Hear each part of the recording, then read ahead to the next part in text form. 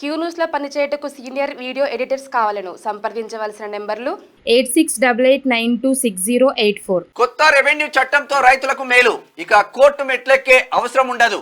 ఇది 4 గోడల మధ్య తయారు చేసింది కాదు, ప్రజాభిప్రాయంతో రూపొందించింది. దెబ్బతిన్న రెవెన్యూ వ్యవస్థను ప్రభుత్వం నిలబెడుతున్నది.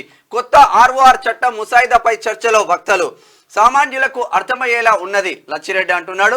18 రాష్ట్రాల్లో అధ్యయనం చేసి రూపొందించాం భూమి సునీల్ అంటున్నారు. ఇది చరిత్రలో నిలిచిపోతుందని ప్రొఫెసర్ జీబీ రెడ్డి ఉస్మాన్ సిటీ ప్రొఫెసర్, అక్కడ లా కాలేజీలో ప్రొఫెసర్ గా పనిచేసిండు. తర్వాత ఆయన చాలా వాస్తవంగా కొత్త రెవెన్యూ చట్టంలో మార్పులు రావాల్సిన అవసరం ఉంటుంది.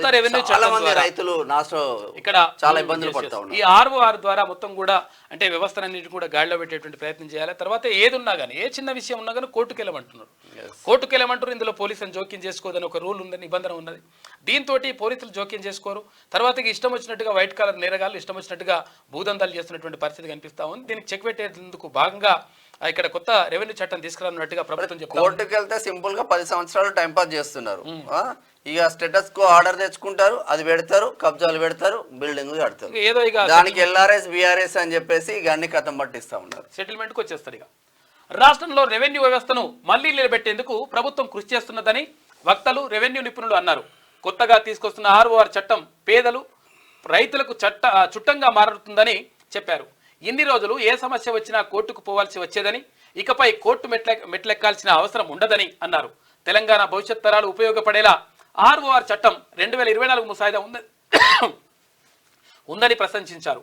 అయితే ఇది ఒకరిద్దరి అవసరాల కోసం తయారు చేసిన చట్టం కాదు. గతంలో ఎప్పుడూ లేని విధంగా ప్రజల అభిప్రాయం తీసుకొని చట్టాన్ని రూపొందించారని చెప్పేసి వక్తలు చెప్పింది నిన్న.